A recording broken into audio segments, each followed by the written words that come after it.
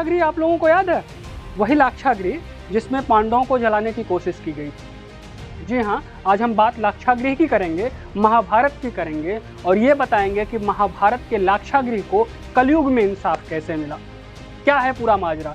दरअसल उस माजरा को समझने के लिए आपको ये समझना पड़ेगा कि लाक्षागृह वाली जो ज़मीन थी उस पर मुस्लिम पक्ष ने अपना दावा ठोक रखा था। जिस तरीके से मथुरा में है, अयोध्या में था और ज्ञानवापी का मामला चल रहा है। इसी मामले को लेकर कोर्ट में एक केस चल रहा था। मुस्लिम पक्ष के द्वारा ये दावा किया जा रहा था कि वो जो इलाका है, वो ज़मीन है, वो मुस्लिम पक्ष की है और हिंदू पक्ष की तरफ से दावा किया जा रहा था कि ये जगह लाक्षागृह की जगह है जिसका वर्णन महाभारत में मिलता है।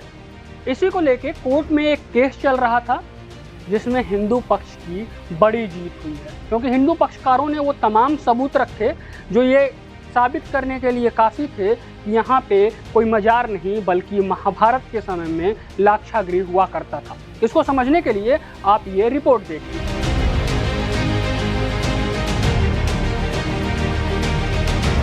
मेरठ की सरधना कोट में बरनावा के रहने वाले मुकीम खान ने वक्फ बोर्ड के पदाधिकारी की हैसियत से 1970 में एक याचिका दायर की थी।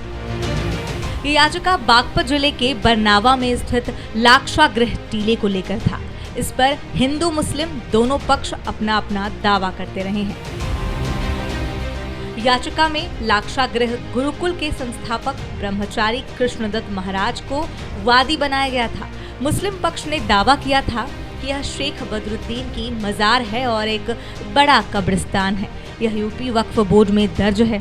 कृष्णदत्त पर आरोप लगाया गया था कि महाराज बाहर के रहने वाले हैं, यहाँ के कब्रिस्तान को खत्म करके हिंदुओं का तीर्थ बनाना चाहते हैं।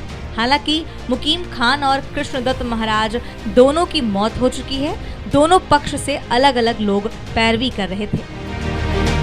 53 साल की लड़ाई के बाद सोमवार को लाक्षागृह और मजार विवाद में हिंदू पक्ष की जीत हो गई।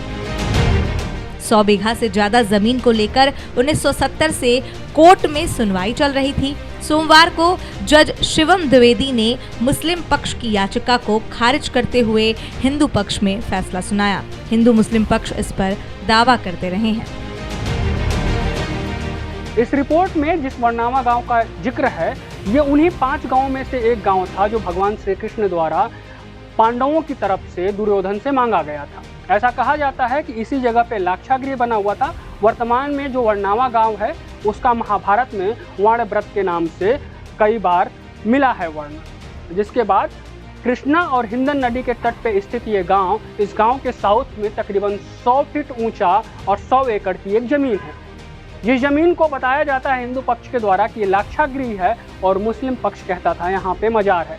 जिसके बाद साक्ष्य और सबूत रखे गए और ये साबित हो गया कि ये जो जमीन है ये लाक्षागृह की जमीन है और हिंदुओं की जमीन है।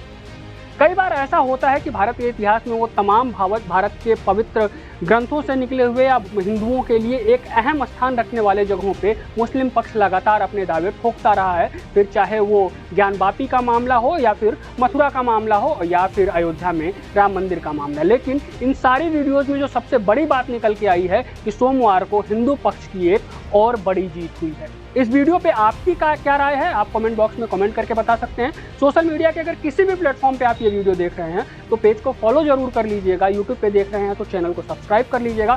साथ में वीडियो को ज़्यादा से ज़्यादा लोगों तक शेयर करिए ताकि हमारी वीडियो की रीच भी बढ़े, आपको इन्फॉर्मेशन भी मिले और हमारे सब्सक्राइबर भी बढ़ते रहें।